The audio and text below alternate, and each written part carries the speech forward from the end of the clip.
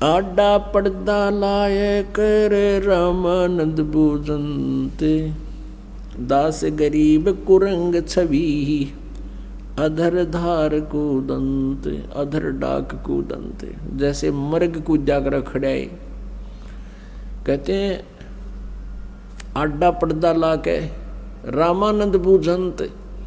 और गरीबदास साहेब जी जो परमेश्वर से परिचित हुए थे, परमात्मा गरीबदास जी को सतलोक लेकर गए थे, उनकी आत्मा को फिर वापस शरीर में छोड़ा था।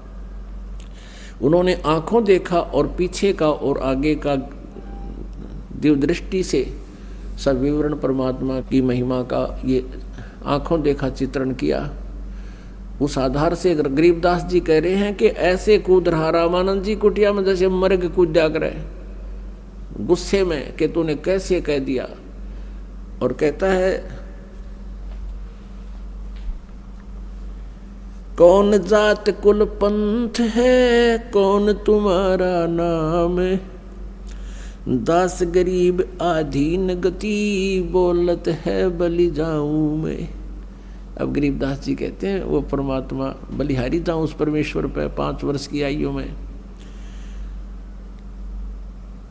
जब रामानंद जी ने ये पूछा कौन जात कुल पंथ है और कौन तुम्हारा नाम, दास गरीब फिर आधीन गति, बोलत है बलि जाऊं मैं। जैसे एक नेक शिष्य ने अपने गुरु जी के प्रति कैसा व्यवहार आचरण करना चाहिए वो करते हुए बोल रहे हैं। कहते हैं गुरु जी तो छो मारे हैं, गुस्सा कर रहे हैं।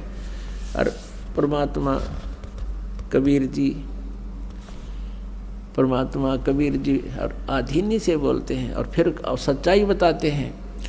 जाते हमारी जगत गुरु, परमेश्वर है पंथ। न्यू खड़े परमात्मा, दास गरीब लिखत पड़े, मेरा नाम निरंजन कंत। अब परमात्मा ने तो सच्चाई कहनी थी। कहते हैं जात हमारी जगत गुरु, मैं पूरे विश्व को ज्ञान देने वाला हूँ और परमेश्वर वाला मेरा पंथ है। ईश्वर परमेश्वर। ईश तो ये ब्रह्म है, 21 ब्रह्मांड का स्वामी है, ब्रह्मा विष्णु महेश का पिता है। और ईश्वर ये परब्रह्म है जो 7 संग ब्रह्मांड का परमात्मा है, मालिक है, स्वामी है, प्रभु है। और परमेश्वर असंग ब्रह्मांड का स्वामी वो कबीर परमेश्वर है, वो परम अक्षर ब्रह्म है। गीता जी अध्याय नंबर 15 के श्लोक नंबर 16 और 17 में तीनों प्रभुओं का उल्लेख है। सर्वपुरुष ये ईश है, अक्षर पुरुष ये ईश्वर है। और 17वें श्लोक में 15वें अध्याय के में कहा उत्तम पुरुष है तो अन्य परमात्मा इति उद्धारते। यह लोक धर्म अविश्य विवर्ती अवैश्वर है, वो परमेश्वर है। गीता जी अध्याय नंबर 8 के श्लोक नंबर 1 में अर्जुन ने प्रश्न किया, प्रभु जी आपने जो 7वें अध्याय के 29वें श्लोक में गीता जी में जिस तत्ब्रह्म के विषय में जानकारी दी है कि उसके जानने के बाद प्राणी फिर यहाँ जरा और मरण से छूटने का प्रयत्न करता है, किम तत्ब्रह्म। गीता ज्ञानदाता 8वें अध्याय के 3रे श्लोक में कहता वो परम अक्षर ब्रह्म है। गीता जी अध्याय नंबर 8 के श्लोक नंबर 5 और 7 में गीता ज्ञानदाता कहता मेरी भक्ति करेगा मुझे प्राप्त होगा, तो युद्ध भी कर और मेरी भक्ति भी कर। 8वें अध्याय के 13वें श्लोक में गीता ज्ञानदाता अपना मंत्र बताता है कि ओम इति एकाक्षरम ब्रह्म व्यवहारण माम अनुसमरण यह परियाति तजन देहम सयाति परमाम गतिम। माम ब्रह्म मुझ ब्रह्म का ओम यह एक अक्षर है, उच्चारण करके सिमरण करने का, और जो अंतिम श्वास तक शरीर छोड़कर जाते समय इसका उच्चारण करता हुआ शरीर छोड़ता है तो मेरे ओम नाम से मिलने वाली जो अंतिम उपलब्धि है उसको प्राप्त करता है परम गति। 7वें अध्याय के 18वें श्लोक में गीता जी में गीता ज्ञानदाता कहता है ये मेरे वाली गति भी, ये ज्ञानी आत्मा है तो अच्छी, ये भक्ति को में समर्पित है, पर मेरे वाली अनुत्तम श्रेष्ठ गति में ही स्थित हैं, अनुत्तम घटिया गति में स्थित है। अपनी स्थिति को अपनी उपलब्धि को भी घटिया क्यों बता रहा है? क्योंकि चौथे अध्याय के 5वें और 9वें श्लोक में स्पष्ट कर रहा है और दूसरे अध्याय के 12वें श्लोक में गीता ज्ञानदाता कह रहा है कि अर्जुन तेरे और मेरे बहुत जन्म हो चुके, तू नहीं जानता मैं जानता हूँ। अर्थात जन्म मृत्यु में दुखी तू भी है मैं भी हूँ। इसलिए 18वें अध्याय के 62वें श्लोक में कहा है कि तू सर्वभाव से उस परमेश्वर की शरण में जा, और 66 में भी उसी का संकेत है। और गीता जी अध्याय नंबर 8 के श्लोक नंबर 8, 9, 10 में गीता ज्ञानदाता अपने से अन्य उस परम अक्षर ब्रह्म की भक्ति के लिए कहता है कि उसकी जो साधना करता है उसको प्राप्त हो जाता है। उस भक्ति की गति से, भक्ति के बल से, यानी जो साधना वो संत देगा, तत्वदर्शी संत, जो 4थे अध्याय के 34वें श्लोक में जिस संत के विषय में कहा है, और 15वें अध्याय के 1 से 4 में उस तत्वदर्शी संत की पहचान और परमात्मा, पूर्ण परमात्मा के पाने का विधान बताया है। उसकी भक्ति जो करेगा तो उसको प्राप्त होगा। 17वें अध्याय गीता जी के मंत्र 23 में कहा कि उस परमात्मा के पाने की, परम अक्षर ब्रह्म को पाने का, उस परमेश्वर को पाने का ओम तत्सदिति निर्देश ब्रह्म त्रिविध समर्थ है। उस सच्चिदानंद घन ब्रह्म यानी परम अक्षर ब्रह्म परमेश्वर को पाने का वो 3 मंत्र का जाप है, जिसमें एक ओम जाप है ये ब्रह्म का, और जो तत् ये सांकेती है ये उस परब्रह्म का, ईश्वर, और तीसरा जो सत्य है वो गुप्त है, सांकेतिक है, वो भी ये दास बताएगा, वो परम अक्षर ब्रह्म का, वो परमेश्वर का। इन 3 मंत्रों के जाप से परमात्मा प्राप्ति होगी। उसकी विधि अलग है, उसकी क्रियाएं अलग है, उनका कैसे कैसे फिर इसका आगे विवरण अलग से बताया जाएगा, इतना समय नहीं। तो यहाँ क्या बताया है, परमात्मा ने कहा जाते हमारी जगत गुरु परमेश्वर है पंथ। जैसे किसी का तो वैष्णु पंथ है, वो विष्णु जी का उपासक है, किसी का शिव का पंथ है, शिव जी का के विधि उसके अंदर वर्णित है। पंथ माने मार्ग, वे ऑफ वर्शिप। और कोई ब्रह्म तक ही जानता है, पर ब्रह्म की जानकारी विधि पूजा की किसी को नहीं। परमेश्वर कबीर जी कहते हैं सोहम शब्द हम जग में लाए, सार शब्द हमने गुप्त छिपाया। और वो अब प्रगट करवाया है परमात्मा ने इस दास के माध्यम से। अब उन तीनों के जाप से ही लाभ होगा। अभी तक 2 मंत्र देते रहे परमात्मा अपनी पुण्यात्माओं को, तो 5 मंत्र देते थे।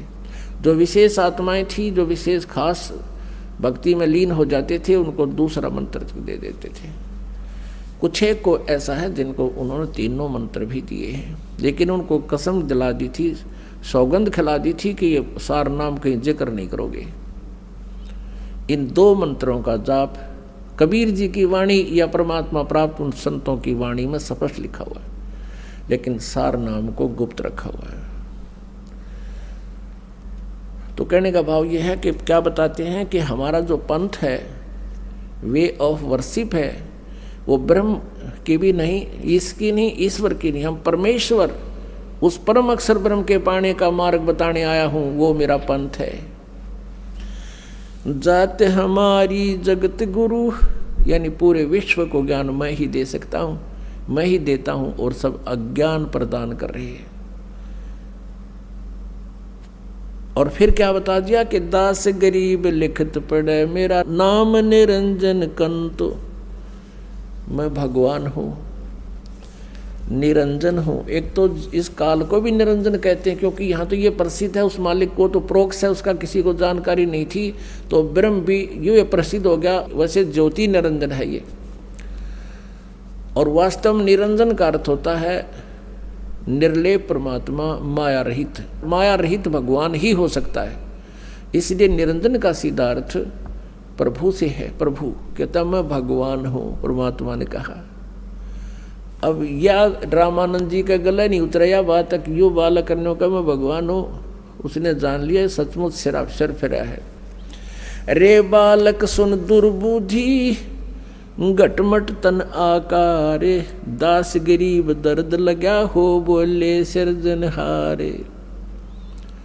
गरीबदास जी, जैसे तुलसीदास जी ने रामायण का पुनः चित्रण किया, सारा दोबारा लिखवाया, बोला ऐसे ही गरीबदास साहिब जी ने परमात्मा से प्राप्त ज्ञान योग के आधार से, दिव्य दृष्टि के आधार से पिछली पूरी घटनाएं ऐसे ऐसे बिल्कुल चलचित्र की तरह देख और आवाज सुनकर लिखा। अब जैसे श्रीमद् भगवत गीता बोली गई थी युद्ध के समय, युद्ध प्रारंभ होने से पहले महाभारत का, और लिपिबद्ध कई उसे 20 वर्ष के बाद वेद व्यास जी ने एज इट इज, क्योंकि काल भगवान ने उसमें प्रवेश करके वो लिख दी। हम दूसरा इसको ये भी कह सकते हैं कि उसको दिव्य दृष्टि दे दी इतनी कि ये उस घटना को एज इट इज चलचित्र करके पूरी एज इट इज लिख सकता है। हमारे प्रत्येक प्राणी के अंतःकरण में, हमारे समझ लो एक प्रत्येक के अंदर एक ऐसी चिप डाल रखी है परमात्मा ने, परमानेंट डाल रखी है, और उसका इतनी कैपेसिटी है असंख्य युगों की। जो भी घटनाएं पशु पक्षी मनुष्य जीवन में जहाँ भी राजा महाराजा देव रहे हम, वो सभी हमारे अंतःकरण में, और उस अंतःकरण में एक ऐसा सिस्टम भी लगा रखा परमात्मा ने कि हम कभी भी किसी समय घटना घटी हुई किसी भी प्राणी के विषय में उसकी जानकारी हम उसी से ले सकते हैं, और उसकी क्या वार्ता हुई, कहाँ का उसने क्या क्या कर्म किए, कैसी उसने घटना की, वो सब चलचित्र की तरह सामने आ जाती है। ऐसे गरीबदास साहिब जी चलचित्र की तरह जो पिछली घटनाएं घटी थी वो एज इट इज वर्णन कर रहे हैं कबीर परमात्मा जी की रजा से। तो रामानंद जी क्या कहते हैं, रे बालक सुन दुर्बुद्धि तेरा घटमट तन आकार। अब हमारी बुद्धि इस काल ने इतनी घुमा रखी है, विष्णु जी के उपासक स्वामी रामानंद जी, और फिर भी भगवान को निराकार कहें, और कहते हैं इस बात से दुखी हो गए कि तू अपने आप को भगवान बताता है, तू तो साकार दिखाई देता है, भगवान तो निराकार है। हमारी बुद्धि काल का बिकी हुई थी। तो ये खुद कहता है गीता जी अध्याय नंबर 7 में कि बलवानों का बल और बुद्धिमानों की बुद्धि मेरे हाथ में है, जब चाहे ऑन कर दूं, जब चाहे ऑफ कर दूं। अब जैसे श्री कृष्ण जी की मृत्यु होगी, उनके पैर में तीर मार दिया था विषाक्त एक पारधी ने, शिकारी ने, जो सुग्रीव का भाई बाली था त्रेता में, वो अपना टिट फॉर टेट आधार से विधान से उसने उनको मार दिया। उसके बाद फिर कृष्ण की जितने भी वहाँ यादव की पत्नियां थी, यादव आपस में लड़का मर गए थे, सारे खत्म हो गए थे दुर्वासा के शराब से। और अर्जुन उन सभी औरतों को कृष्ण जी के आदेश अनुसार सभी औरतों को दिल्ली ला रहा था। रास्ते में भीलों ने अर्जुन को पीटा, सब औरतों के गहने छीन लिए, कुछ गोपियों को भी लेकर साथ चले गए। अर्जुन के पास वही गांडीव धनुष था जिसके द्वारा उसने महाभारत में तूफान मचा रखा था, और उसके हाथ काम नहीं कर रहे थे, तो वो तीर उठा नहीं उस पर वो बाण। अर्जुन बाद में रो रहा है कि मेरे साथ छल किया कृष्ण ने, युद्ध में तो मुझे पावर दे दी, मैंने लाखों लोग मार दिए, पाप इकट्ठे कर लिए, आज वही अर्जुन और वही ये धनुष आज मेरे से चल नहीं रहा, कांप रहा खड़ा खड़ा। तो ये श्री कृष्ण छल कपट नहीं करते थे, ये काल करवा रहा है। और परमात्मा कहते हैं ये श्री कृष्ण छल नहीं करता, ये काल कर रहा है। ये खुद कह रहा है कि बलवानों का बल और बुद्धिमानों की बुद्धि मेरे हाथ में है। अब सबकी बुद्धि बंद कर रखी काल ने, सब निराकार बतावें, और कोई विष्णु जी ने पूजा, कोई शंकर जी ने पूजा, फिर भी भगवान निराकार। ये कैसा सिद्धांत हमने एक्सेप्ट कर रखा था। अब इसी आधार से रामानंद जी कहते हैं, रे बालक सुन दुर्बुद्धि, ए दुर्बुद्धि बच्चा, तेरा शरीर दिखाई दे, तू क्या अपने आप को भगवान है। दास गरीब दर्द लगा हो बोले सिरजनहार। रामानंद जी का दुख हुआ जब भगवान ने अपने आप को भगवान कह दिया, और कैसी आप शब्द कहे। और फिर परमात्मा एक अच्छे शिष्य की भूमिका निभाते हुए हमें एग्जाम्पल दे रहे हैं, उदाहरण देना चाहते हैं। रामानंद जी गालियां दे रहे हैं और वो ऐसे खड़े हैं। रामानंद जी क्या कह रहे, तुम मोमन के पालवा, तेरा जुल्हे के घर बासे, दास गरीब अज्ञान गति एता दृढ़ विश्वास। क्या कहता है कि तू अपने को भगवान कहो है और तो एक जुलाहे के टुकड़ा पर पलन लाग रहा है और अपने आप ने भगवान कहे तू, यानी इससे घटिया और के बात कहेगा कि तू उसके टुकड़ों पर पल रहा है और अपने आप को भगवान कर, इतनी मतलब दुखी होकर इतने अपशब्द बोल रहा हो। आगे क्या बोला, तर्क तलु से बोलते रामानंद सुर ज्ञाने। कहते ये तो इन अच्छे महापुरुषों के वचन हैं। कैसे बोल रहा है वो, कौन, रामानंद जी। तर्क तलु से बोलते रामानंद सुर ज्ञाने, दास गरीब कुजात है आखिर नीच निदान। देख कहाँ तक अब शब्द बोल दिए कि आखिर में यो कुजात है। कुजात माने इसका माँ का बेरा ना बाप का, नो कह रहे कुजात जिसकी जाति से का पूरा पता ना हो, और आखिर नीच निदान कहते तो बिल्कुल नीच है, इसीलिए तो अपने आप को भगवान कह रहा है।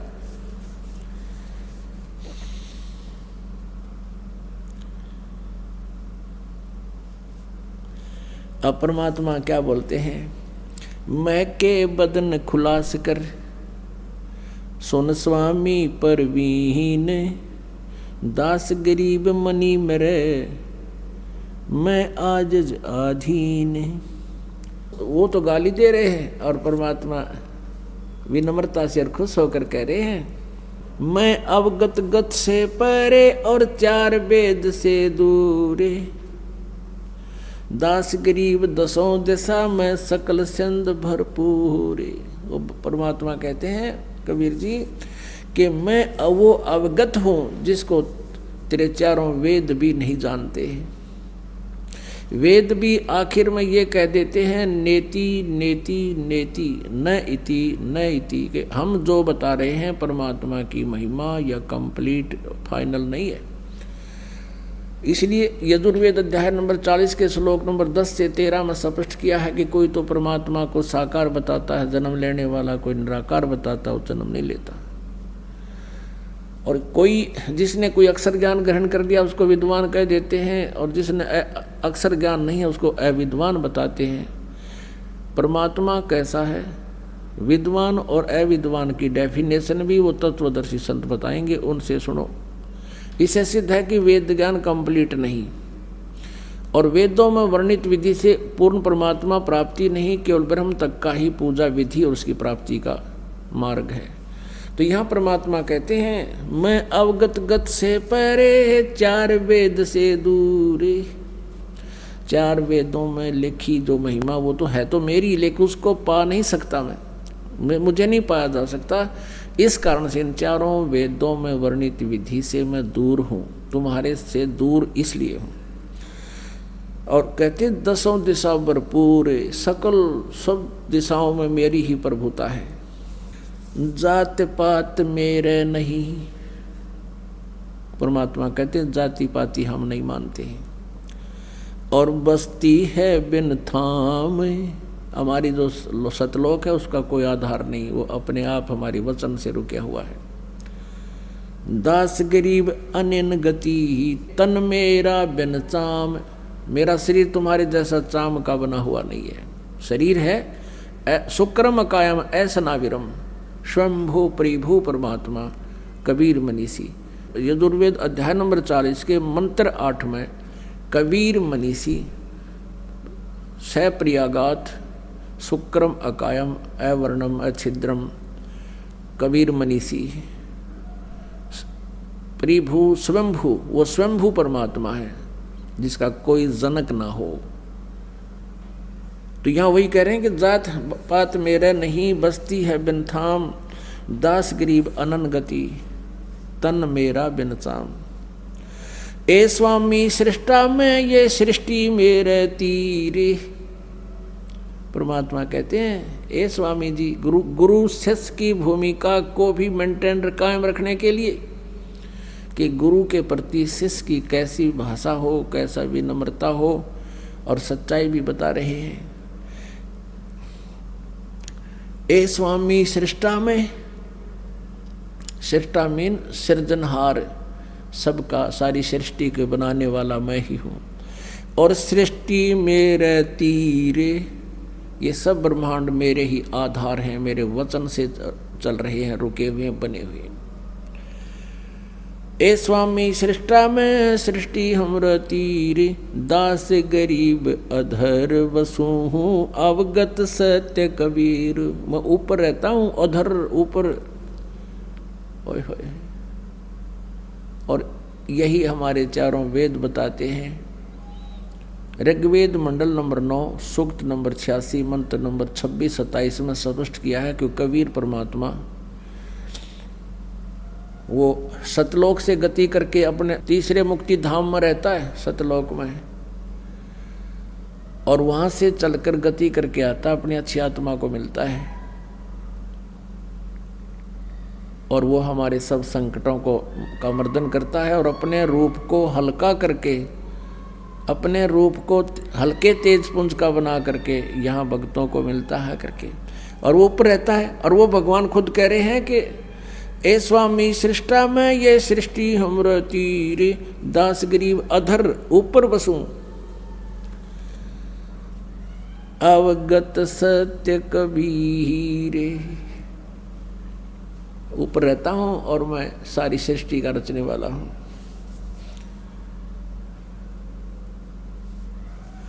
सुन रामानंद राम में मैं बावन नरसिंह, दास गरीब सर्व कला में मैं ही व्यापक सर्वंग। जैसे व्यापक सर्वंग माने वासुदेव मैं ही हूँ, सब जगह व्यापक मैं ही हूँ। जैसे गीता जी अध्याय नंबर 3 के श्लोक नंबर 10 से लेकर 15 तक बताया गया है कि जो यज्ञ नहीं करते वो नालायक व्यक्ति हैं ही हैं। यज्ञ करो, धार्मिक अनुष्ठान करो, लेकिन पूर्ण परमात्मा परम अक्षर ब्रह्म, उस सर्वगतम ब्रह्म को पूज्य मानकर, इष्ट मानकर पूजा करो। उससे ये सभी भक्ति रूपी आपकी व्यवस्था सुचारू होगी। तो वो परमात्मा ही यज्ञों में प्रतिष्ठित है, वो सर्वगतम ब्रह्म। तो कहते हैं वो मैं ही हूँ जो सभी यज्ञों में पूज्य हूँ। मैं रोवत हूँ सृष्टि को, ये सृष्टि रोवे मोहे, गरीबदास हमरे वियोग को समझ न सकता कोई। मैं रोवत हूँ सृष्टि को, ये सृष्टि रोवत मोहे, गरीबदास इस वियोग को बूझे और न कोई। मैं ही बूझूं मैं ही कहूँ, हम ही किया वियोगे, दास गरीब गलतान हम शब्द हमारा बोगे। चारों युगन में हम फिरे, मैं आऊं मैं जाऊं, गरीब दास गुरु भेद से लखो हमारी ठाव। कहते हैं कि सतगुरु से, पूर्ण संत से मेरा स्थान को समझो जहां मैं रहता हूं। जेता अंजन आंजिए चश्मों में चमकनते, गरीबदास हरि भक्ति बिन माल बाल जो जनते। अपनात्मा, क्योंकि सत्संग के माध्यम से इतना विस्तार होता है, क्योंकि ये ज्ञान इतना अज्ञान बना रखा था, इसको समझाने सुलझाने में बहुत समय लगता है। 2 घंटे ऐसे जाते हैं जैसे 2 मिनट हुई हों, और प्रकरण जो का त्यों ही रह जाता है।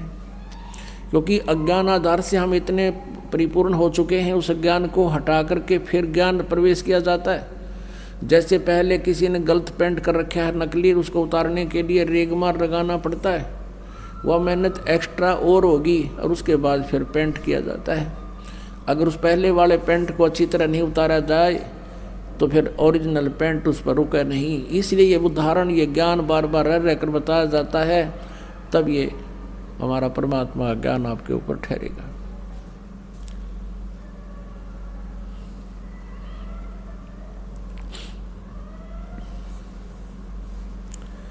तो क्या बताते हैं कि जेता अंजन आंजिए चश्मों में चमकनते, आप पुण्यात्माओं, सत्संग के दौरान आपका एकाग्रचित होना चाहिए। एक एक के शब्द इस दास के मुख से निकले हैं, इनमें प्रत्येक के अंदर बहुत बड़ा रहस्य और आपके काम की बातें होती हैं।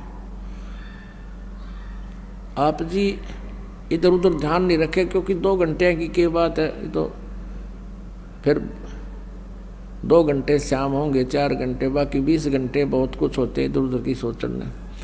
तो अब जैसे ये कई बार बताते हैं, कई भक्तों को शंकाएं भी रह जाती हैं, प्रत्येक को इंडिविजुअली नहीं बताया जा सकता, ना समाधान किया जा सकता। सत्संग इसलिए किया जाता है सामूहिक तौर पर, आपको कुछ ऐसे गुड रहस्य भी साथ में बताए जाते हैं जो आपको आवश्यक है। अब इसमें क्या शब्द आया है कि जेता अंजन आंजिए वो चश्मों में दिखनते हैं। अंजन माने माया। जितना भी अंजन यानी भक्ति रूपी जो शक्ति तो ग्रहण करेगा, भक्ति धन, भक्ति माया, वो तेरी आँखों में चमकेंगी। आपकी आँखों के सामने जैसे हमने ये अंधेरे में भी दिखती हैं, और ऐसे बहुत से कुछ ऐसे अलग सी वस्तु दिखती है जो आप जी को भी दिख रही है। जिन्होंने नाम ले लिया 2-4 महीने, 6 महीने, साल, 2 साल हो गए जिनको, उनको ये प्रकट होना शुरू हो जाती है। आँखों के सामने थोड़ी सी दूरी पे सितार से नजर आएंगे, बहुत ज़्यादा और भी काफ़ी क्रियाएं अपने आप दृष्टिगोचर रहती। वो क्या है, हमारी जितनी भक्ति अंदर, हमारी भक्ति बढ़गी, उसका लेवल है, उसका प्रतीक है कि आपकी भक्ति इतनी हो चुकी है। और एक भक्त, कई बार कुछ भक्त ऐसे मिले, वो कहने लगे जी मेरी आंखें खराब होगी, आँखें के आगे काला काला दिखे, तार से दिखे, और डॉक्टर को भी दिखा, डॉक्टर बोला ऑपरेशन करा ले। मैंने कहा भाई ये तार जो है, ये जो भी तुझे दिखाई दे रहा बेटा, ये तेरी भक्ति का प्रतीक है, और ये हमें भी दिखाई देते हैं। ये ना दिखे फिर भक्ति है नहीं तुम्हारी। ये देखने से नहीं अपने आप दिखेंगी, ऐसे आप ध्यान से देखोगे। आपको कई बार ऐसा लगा जैसे कोई मक्खी आ गई, खाना खाते समय भी ऐसे लग रहा है मक्खी या मच्छर आ गया, लेकिन वो हमारे परमात्मा अंदर से जो भक्ति का आगे प्रतीक, वो रिफ्लेक्शन बाहर आ रहा है। और ये सूक्ष्म शरीर ऐसा ही होता है, और ये भक्ति का प्रतीक भी उस नूर से ही हमारा ये लेवल बता रहा है। तो इस प्रकार चिंतित नहीं होना। बहुत से ऐसे भक्त हैं, एक कहने लगा जी मैं तो घर से बाहर नहीं निकलूँ, देखूँ जब मैनू दिखन लग जाए, मैंने डर गया कदे भूत हो। पुण्यात्माओं, पहले इस दास को बचपन से ही ये थोड़ा सा दिखाई देता था, ये पूर्व जन्म की जो कोई संस्कार डिपॉजिट रह रहा था ना, तो खोजिए पता नहीं कहाँ कहाँ देवता बनकर, राजा बनकर, और वो थोड़ा सा दिखाई देता था। ज़्यादा से ज़्यादा 1 इंच की लंबाई होगी, एक ही था वो, यानी इतनी ही शेष कमाई बची थी इस कलयुग में। वो पूर्व जन्म की डिपॉजिट भक्ति की पुण्य कमाई थी। और ये दास ये सोचा करता मेरी आंखें कुछ कमज़ोर हैं, इसलिए ये कुछ दृष्टि दोष है। जब उपदेश लिया, नाम लिया, 5-6 महीने के बाद देखा तो ये तो और गणा बढ़ गया। 1 साल के बाद तो विघ्न हो गया, और ज़्यादा बढ़ गया। मैंने सोचा बड़ी बात दिक्कत आई। तो गुरुजी उसमें वृद्ध बहुत थे, 104-105 वर्ष की आयु हो चुकी थी हमारे पूज्य गुरुदेव जी की। उनसे ज़्यादा समाधान नहीं करा पाया करते, क्योंकि और भी बहुत भगत थे। हमारा नंबर भी देर से आता था, कभी आता कभी नहीं आता था। तो एक दिन दाव लग गया, और दास ने यही प्रकरण उनसे कहा कि गुरुदेव ऐसे ऐसे, पहले तो ये छोटा सा था, अब ये बहुत बढ़ गया, लगता आँखें और वीक हो जाएंगी। तब वो हंसे, कहने लगे बेटा ये तो तेरी भक्ति बढ़ गई, और यही तो प्रतीक है। आज तक मेरे को किसी ने नहीं बताया कि मेरे साथ ऐसा है जो आज आपने आकर बताई है। इसे से दया भक्ति ना करते बाकी के। और ऐसा ही था उनके पास, कोई माया मांगना होता, कोई बेटे मांगना आया करता, कोई कार कोई ठीक, और वहाँ भी नाम ले लेते, और फिर माता ही घंटी बजाते, विष्णु देवी पर भी जाते, वह सारे है थारा ईब समझ माई होता, कर्म बिगाड़ रहे थे, ठीक करना उन्हें कुछ दिखा था, और क्या दिखना था। अब रामानंद जी ने सोचा भाई यो छोटा सा बच्चा बात करे इसी काटे की, कि मेरी छाती में लगे हैं, ये आत्मा में ठेस पहुंच रही है, बहुत कॉन्फिडेंस से बोल रहा है। परमात्मा कहते हैं गोता लाऊं स्वर्ग में मैं जा बैठूं पाताले। कबीर साहब कहते हैं, गरीबदास जी उसको बता रहे हैं, गरीबदास ढूंढता फिरूं हूं हीरे माणिक लाल।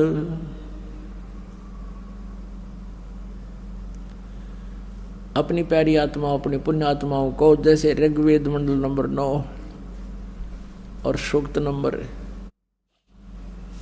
86 मंत्र 26-27, ऋग्वेद मंडल नंबर 9 सूक्त 82 मंत्र 1, 2, 3, ऋग्वेद मंडल नंबर 9 सूक्त 20 मंत्र 2 मंत्र 1 में। तो पुण्यात्माओं, ये वही वर्णन है जो परमात्मा कैसी लीला करता है कि वो परमात्मा सतलोक से चल कर आता है, एक श्रेष्ठ अच्छी आत्माओं को मिलता है, उनको ज्ञान देता है, ज्ञान से परिपूर्ण करता है, उनको मोक्ष मार्ग बताता है। और स्वयं परमात्मा खुद कह रहे हैं गोता लाऊं स्वर्ग में और जा बैठूं पाताल। कबीर साहब कहते हैं मैं ढूंढता फिरूं अपने हीरे मोती लाल। आप जैसे पहले तो सतयुग त्रेता द्वापर में परमात्मा ने अधिक प्रयत्न इसलिए नहीं किया क्योंकि सभी सुखी थे, सभी की समाधियां लगा करती थी, स्वस्थ शरीर थे, क्योंकि पुण्य जब तक चलते हैं प्राणी के तब तक ये यहाँ का नकली सुख महसूस करता रहता है। और जिसको बताना चाहते थे वो सुनना नहीं चाहते थे, सभी कहते थे हमें मौज हो रही है, हमें किसी और भगवान की आवश्यकता नहीं, हमारे तो कृष्ण जी ने या विष्णु जी ने हमारी मौज कर रखी है। अब कलयुग में परमात्मा ने पता था कि कलयुग में इनकी सारा जाड़ा आ लेगा, इनकी सब पुण्य कमाई नष्ट हो जाएंगी और पहले की कमाई इनकी होगी नहीं। और जिन भगवानों को ये मोक्षदायक मानकर इनसे सुख राहत प्राप्ति के लिए पूजाएं भी कर लेंगे, उनसे राहत मिले नहीं, क्योंकि वो दे ही नहीं सकते, वो आपके भाग्य में परिवर्तन नहीं कर सकते। तब परमात्मा ने कहा था कलयुग में फिर मैं पहचान में आ जाऊंगा इनके, क्योंकि इनके पिछले पुण्य होंगे नहीं, बिरान माटी सबकी हो जाएगी। आज कोई परिवार खाली नहीं जिसमें कष्ट ना हो, और 1-8% को शेष बचा हुआ है, उस पर ना जाने कल के बिजली गिर जा। तो इस परमात्मा की शरण में आने से आपके कष्ट भी दूर होंगे, गारंटीड होंगे। ये सत्कर मान लेना पुण्यात्मा हो। दास का कोई उद्देश्य नहीं, कोई खानदानी पैसा नहीं कि हमारा दादे परदादे भी ये काम करा करते, हमने कोई रोजी रोटी ना मिल रही थी। दास सर्विस करता था, जेई की सर्विस थी, 2 टाइम पर टूक ठीक मिल रहे थे, लेकिन आदेश हो गया परमेश्वर का, गुरुदेव का कि तू ये काम सेवा कर, मजदूरी कर मेरी। दास उसका मजदूर बनकर उनकी प्यारी आत्माओं को संदेश भेज रहा है उनके आदेश अनुसार। तो ये सत्कर मान लेना, तो इस दास ने इस मालिक को चुना है। निदास तो पहले कृष्ण पुजारी था, विष्णु पुजारी था, हनुमान पुजारी था, शंकर भगवान का पुजारी था, लेकिन हम उनका अनादर नहीं। ये नहीं सोचो कि हम ब्रह्मा विष्णु महेश को बिल्कुल हे समझते हैं, नहीं। जैसे गीता जी अध्याय नंबर 2 के श्लोक नंबर 46 में कहा कि जब बहुत बड़े जलाशय की प्राप्ति के उपरांत छोटे जलाशय में जैसी आस्था रह जाती है, अर्जुन जब तुझे परमात्मा के गुणों से तो परिचित हो जाएगा, फिर अन्य देवताओं में, अन्य ज्ञान में तेरी इतनी श्रद्धा रह जाएगी। जैसे पहले क्या था कि सारी व्यवस्था मनुष्य की जल के ऊपर जो तालाबों पर आधारित थे, सिंचाई भी उसी से करते थे, पशुपालन भी उसी से करते थे, और स्वयं भी जलपान उसी से करते थे, तालाबों से। और कुछ छोटे तालाब जिसके ऊपर आश्रित पूरा गांव 20-30 घर हुआ करते थे, 30-40 मुश्किल से एक तालाब पर आश्रित रहते थे, उसी से पीते थे, उसी से पशुओं को पानी पिलाते थे, उसी से कुछ सिंचाई कर लेते थे। अब एक वर्ष वर्षा ना होती तो वो सूख जाते थे, सब तड़प जाते थे, वो भाग जाते थे इधर उधर कहीं बड़े जलाशय की खोज में। और उन व्यक्तियों को कोई बहुत बड़ी झील प्राप्त हो जाए जिसमें 10 वर्ष वर्षा ना हो तो भी जल अंत ना हो, समाप्त ना हो, तो फिर उन व्यक्तियों की धारणा वो छोटे जलाशय में जिसी आस्था रह जाएगी उस बड़ी झील की प्राप्ति के बाद, तो उनको वो छोटे तालाब वाला जल व्यर्थ नहीं लगता, वो बुरा नहीं लगता, लेकिन उसकी कैपेसिटी नहीं है जो उनको सदा सुखी कर सके। वो स्वयं नाशवान है, वर्षा होगी तो वो परिपूर्ण हो जाएगा, 1 साल गुजारा हो जाएगा, 1 वर्ष वर्षा ना हुई तो आश्रित भी मरेंगे, वो तो सूखे गया।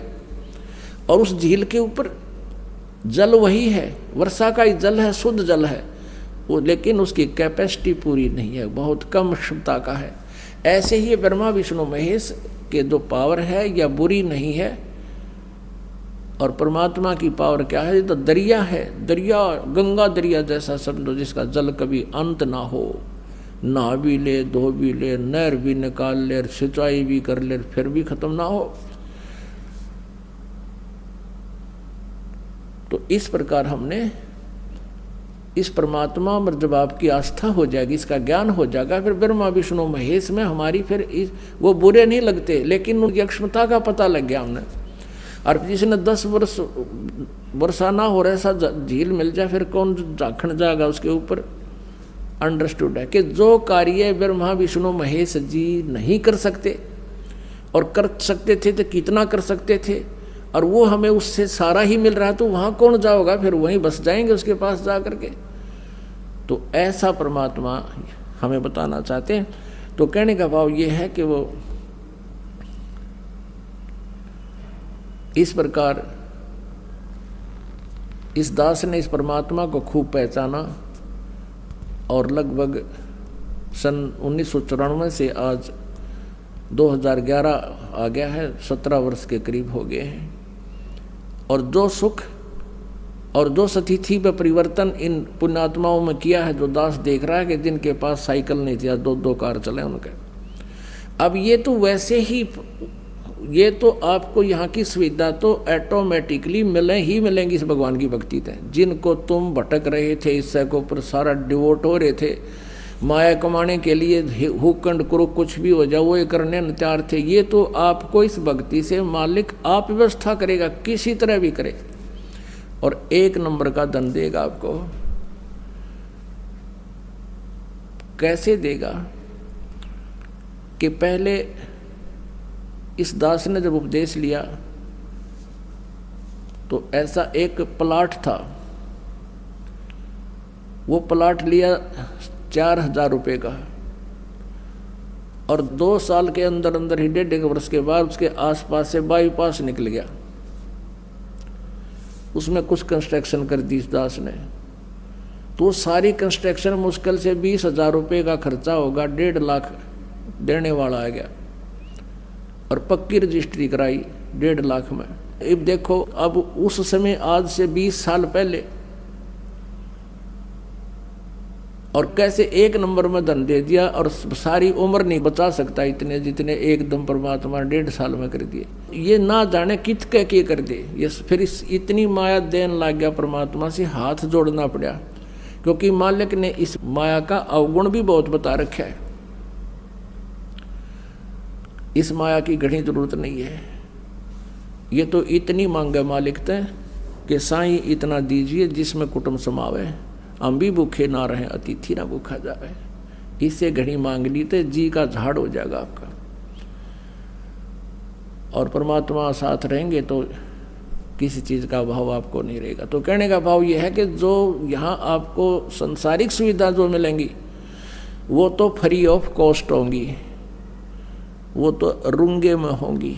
रुंगे में, रुंगा क्या होता है कि जैसे पहले हम देखा करते, हमारे गांव में जाते थे ये बाहर के लोग, कोई सब्जी बेचनिया, कोई कचरे बेचनिया, कोई आम बेचने वाला, तो हमारी काकी ताई माँ दादी ये क्या करा करती थी,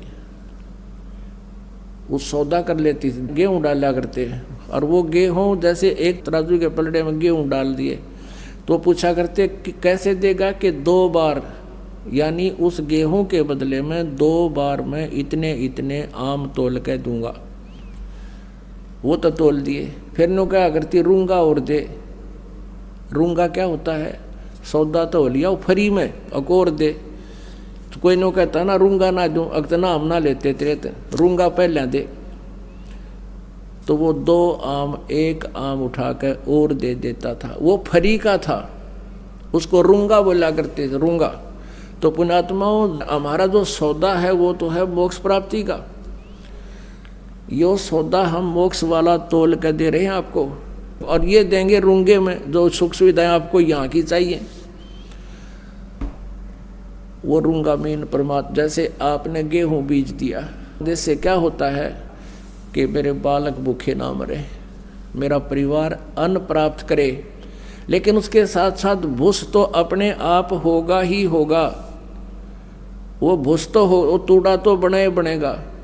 तो पुण्यात्माओं, ये वो भक्ति है जिसमें ये माया रूपी भूस तो आपको प्राप्त होगा ही होगा, और साथ में जीवन और बचेगा, वो गेहूं मिलेंगे, यानी मोक्ष मिलेगा।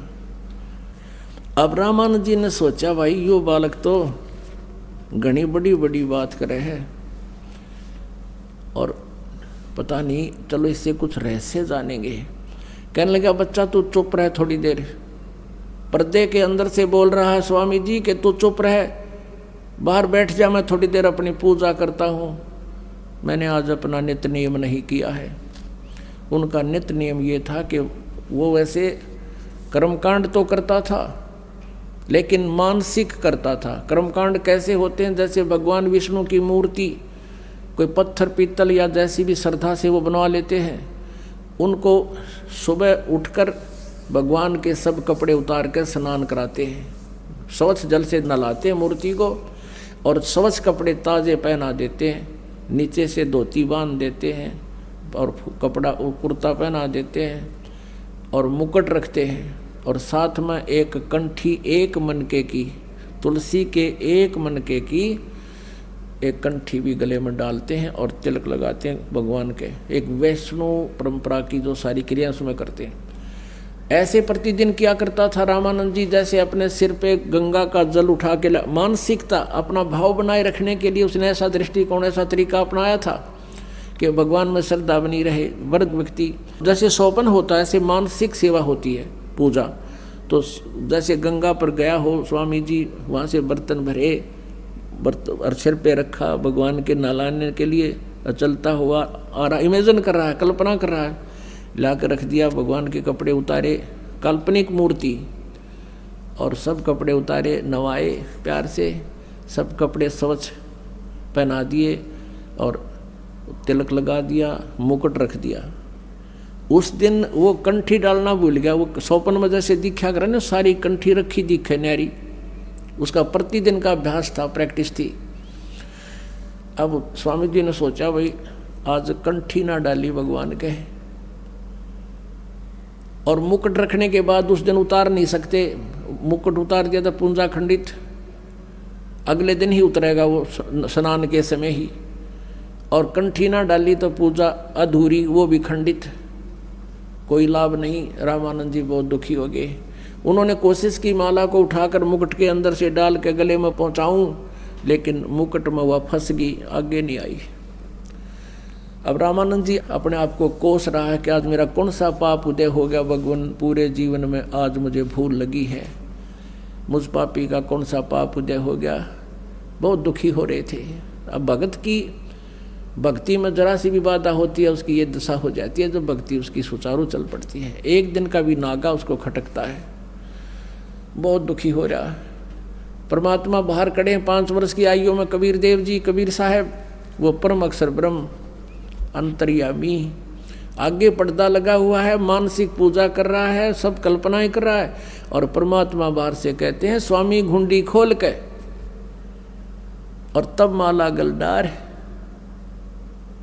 कहा कि स्वामी जी इसकी गांठ खोल लो, और गांठ खोल के गले में डाल के गांठ लगा दो, मुकुट उतारना नहीं पड़ेगा। ओए होए होए, एकदम स्वामी जी ने सोचा भी बाहर कोई साकार वस्तु नहीं, पर्दा मन ला रखा, और बाहर खड़ा ये बालक बताओ, ये तो भगवान है, परमात्मा है जिसकी मुझे खोज थी। स्वामी घुंडी खोल कर फिर माला गल डारे, गरीबदास इस मेरी भक्ति को हो केवल जान सके करतार। रामानंद जी ने सोच लिया, मेरी इस पूजा में जो उलझन में मैं था, भगवान ही जान सके, दूसरा समझ नहीं सकता, ये परमात्मा आए हैं। अपनात्माओं कहते हैं डोडी पर्दा दूर कर, वो बगा दिया, फेंक दिया, वो पर्दा बिठा कर लीना कंठ लगा, छाती के गले का लगा लिया परमात्मा को। 104 साल के वृद्ध ने, ब्राह्मण ने एक शूद्र के बच्चे को, सारा ब्राह्मण समाज विद्वान था वहाँ पर, हजारों की संख्या में श्रोता दर्शक, और वो आए इस उद्देश्य थे कि रामानंद जी पीटेगा, धमकावेगा, नौकेगा, मैंने नाम नहीं दिया, मैं शूद्रों से नफरत करता हूँ। वो कर ही रहा था, पर्दा ला रहा, और वही सारा ब्राह्मण समाज खड़ा, और स्वामी जी ने, उस ब्राह्मण ने शूद्र दानक को जुलाहे को सीने से लगा लिया। अपुणात्माओं, इसको ब्राह्मण कहते हैं। ब्राह्मण सोए जो भगवान पहचाने, ब्राह्मण सोए जो ब्रह्म पहचाने, पंडित सोए जो पिंड की जाने। अब ये है, कहते हैं वक्त पड़े सौदा करे, और बाढ़ में जाओ, यो नकली ज्ञान है। अब जैसे रामानंद जी ने समाज नहीं देखा, भगवान देखा, लोक लाज नहीं देखी, परमात्मा को चाहा, उसी के लिए वो पाँव पीट रहा था, सामने भगवान खड़ा, फिर लोक लाज में मरे, तो उसके साथ नालायक व्यक्ति नहीं। कहते कुछ नहीं देखा। अब क्या बताते हैं, डोडी पर्दा दूर कर लीना कंठ लगाए, गरीबदास गुजरी बहुत जब बदन बदन मिलाए।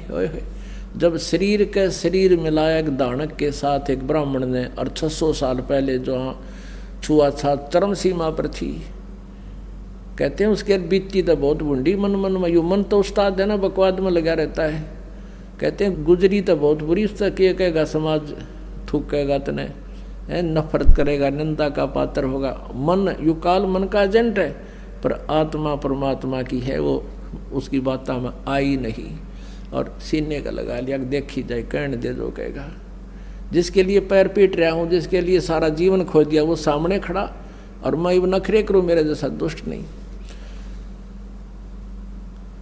अब फिर परमात्मा ने, क्योंकि ये सारा कुछ ज्ञान भी तो बताना था, औरों को भी बहुत से समझाना था, रामानंद जी का फिर सोचा, क्या बताते हैं, मन की पूजा तुम लखी मुकुटमाल परवेशे, गरीब दास गत कौन लखे है, तेरा कौन वर्ण कौन बेखे। अब रामानंद जी कहने लगे कि मन की पूजा तुम लखी, मेरे मन की पूजा तुमने देख ली, तुम परमात्मा हो, मुकुटमाल प्रवेश, मुकुट में वह माला अड़गी थी, आपने विधि बता दी, आपने देख कैसे लिया भगवान हो।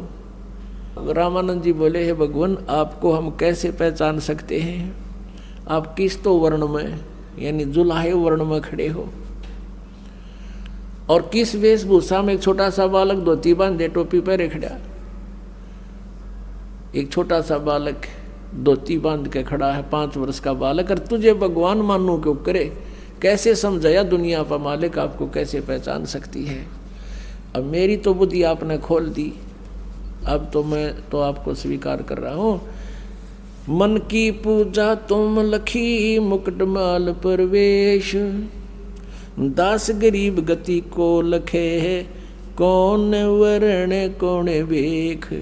कौन वर्ण क्या भेख है, किस वेशभूषा में और किस जाति में आप खड़े हो। होय होय, या तो तुम शिक्षा दे मान ले मन मोरे, गरीब दास कोमल पुरसी, हमरा बदन कठोर। जो मालिक को सीने से लगाया रामानंद जी ने परमात्मा को, ऐसा शरीर था जैसे रुई का होया करे, ओए कति रुई जैसा, क्योंकि वो शुक्रम अकायम ऐसनाविरम, ये हार्ड मास का नहीं, उनका तेज पुंज का शरीर था।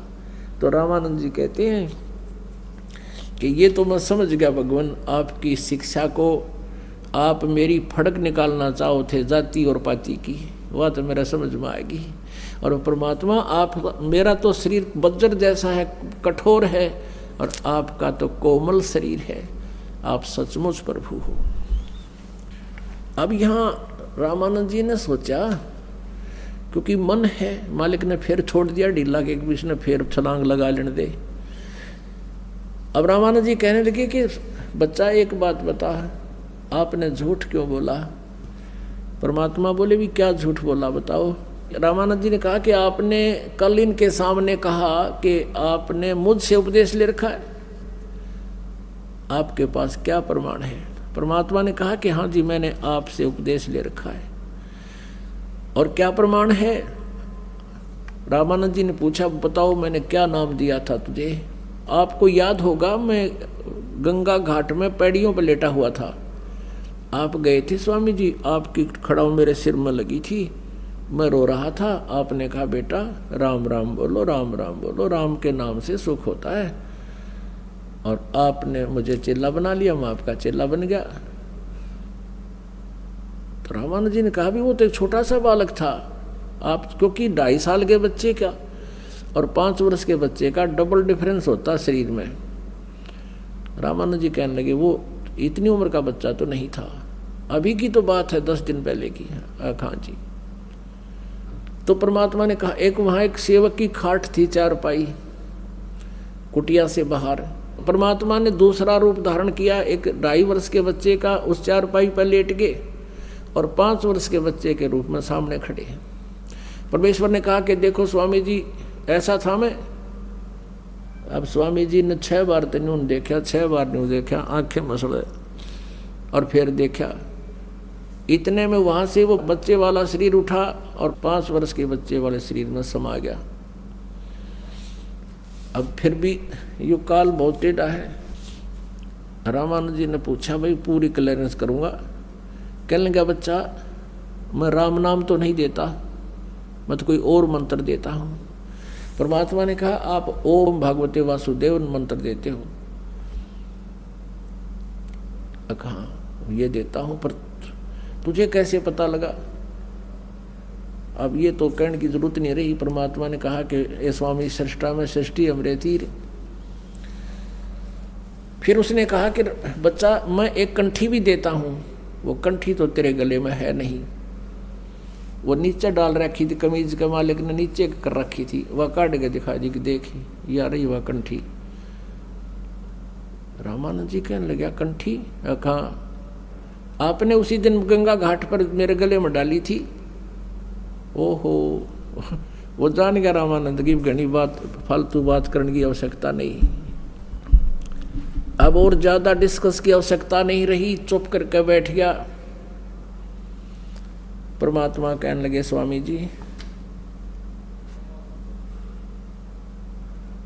आपका ये जीवन व्यर्थ हो चुका है, आपकी साधना भक्ति ठीक नहीं है, आपके लिए मैं यहाँ आया हूँ, आपने मेरी 2 युगों में बहुत सेवा कर रखी है, उसके प्रतिफल में मैं आपके लिए आया हूँ।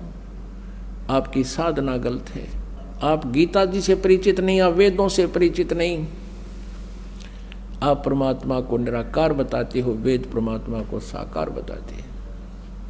आप गीता जी को पढ़े हो? कहाँ गीता जी से को पढ़ा हूँ। फिर कहने लगा बेटा एक बार एकांत में बैठेंगे। एकांत में बैठ के गंगा के घाट पर आसपास गंगा के किनारे, और भी 20, 30, 50, 100 भक्त रह गए, बाकी सब चले गए सिर पीट के, सब उठ गया ब्राह्मण समाज। जब रामानंद जी ने उस बच्चे को सीने से लगाया जुलाए के को, वो दर्शक तो डंडी पाट गए सारे, भाई तो डूब गया कति, इसने तो इज्जत का नाश कर दिया है, ये तो ब्राह्मण धर्म के योग्य नहीं रहा, उठ गए नकली सारे। अब परमात्मा और आत्मा 5-4 भक्त और 10-20 रह गए वहां पर। अब परमेश्वर ने कहा कि आप क्या साधना करते हो, किसको भगवान मानते हो? रामानंद जी ने कहा मैं भगवान विष्णु को इष्ट रूप में मानता हूं। अब रामानंद जी को सभी शास्त्र कंठस्थ याद थे, 104 वर्ष के हो गए थे, 16 वर्ष से वो लगे थे भक्ति में। ब्राह्मण के घर जन्म था, बचपन तक ये पुराण वेद और गीता जी इनके पास होते ही थे। तो रामानंद जी ने वेदों के मंत्रों को और सभी गीता जी के पूरे कंठस्थ याद कर रखा था, पुराणों के पूरे प्रकरण याद थे उनके। परमेश्वर ने कहा कि आप विष्णु जी की किस तिथि को मानते हो, उनकी क्या स्थिति है, उनकी जन्म मृत्यु होती है वा नहीं? स्वामी जी ने कहा कि नहीं, वो तो अजर व अमर है, वो सर्वेश्वर हैं, वही ब्रह्मा विष्णु महेश के रूप धारण करके वो स्वयं ही स्थिति संहार सृष्टि करते हैं। परमेश्वर ने कहा कि श्रीमद् देवी भागवत 3 स्कंद में भगवान विष्णु स्वयं कह रहे हैं, दुर्गा की स्तुति कर रहे हैं 123 पृष्ठ पर, वर्तमान में 123 पृष्ठ पर, और गीता प्रेस गोरखपुर से प्रकाशित में वर्णन है। भगवान विष्णु खुद कहते हैं, तुम शुद्ध स्वरूपा हो, ये सारा संसार तुमसे उद्भासित हो रहा है। मैं ब्रह्मा और शंकर हम आपसे ही विद्यमान हैं, और हमारा तो जन्म और मृत्यु होता है, हमारा तो आविर्भाव और तिरोभाव, जन्म और मृत्यु हुआ करता है। हम अविनाशी नहीं हैं। और शंकर भगवान ने भी यही कहा कि जो ब्रह्मा जी आपके पुत्र हैं दुर्गा, तो मैं भी आपका बेटा हूँ। यानी तीनों के तीनों दुर्गा से उत्पन्न हुए हैं। आप कहते हो इनका कोई माता पिता नहीं। अब स्वामी जी को तो याद थी पुराण, 1 मिनट में समझ गया कि बच्चा लिखा तो ऐसा ही है। कहता मैं ध्यान लगाता हूँ रामानंद जी के, फिर वो इनकी अचल बचल सा ज्ञान था। जब यहाँ फेल हो गया ना, बोला मैं समाधि लगाता हूँ, अभ्यास योग अभ्यास करता हूँ, समाधि दशा में भगवान को देखता हूँ। क्या देखते हो? प्रकाश देखता हूँ। भगवान कैसा है कि निराकार है, वो दिखता थोड़ा ही है। भगवान का प्रकाश देखा जा सकता है। लग गया परमात्मा बोले, भले आदमी, कोई ये कहे सूर्य का प्रकाश देखा जाता, सूर्य निराकार है क्या? ये वचन ठीक है? सूर्य बिना प्रकाश किसका देखोगे? चुप हुआ। एक तरफ तो विष्णु जी की मूर्ति बनाए बैठे हो आप, भगवान विष्णु साकार है, वो तो देवता, और फिर भगवान को निराकार मानते हो, तो विष्णु जी क्या है तुम्हारे? इनकी क्या स्थिति है? अब ये पुराना रंग 104 साल का के सज्जे उतरे हैं।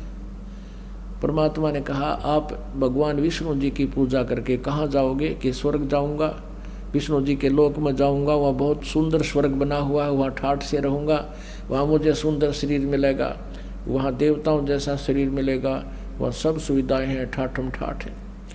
परमेश्वर कबीर जी ने पूछा कि तुम कितने दिन रहोगे उस स्वर्ग के अंदर? आप विद्वान पुरुष थे, पता था। स्वामी जी कहने लगे रामानंद जी कि जब तक मेरे पुण्य रहेंगे। पुण्य क्षीण होने के बाद कहाँ जाओगे स्वामी जी? अकना पता कौन सी योनि में जाएंगे। फिर के सुख टट्टू सुख हो आयु है, वहाँ जाकर 10 वर्ष 20 वर्ष मलाई खा के अपने पुनों की फिर या गधे बनोगे आकर के। ये काहे की साधना है?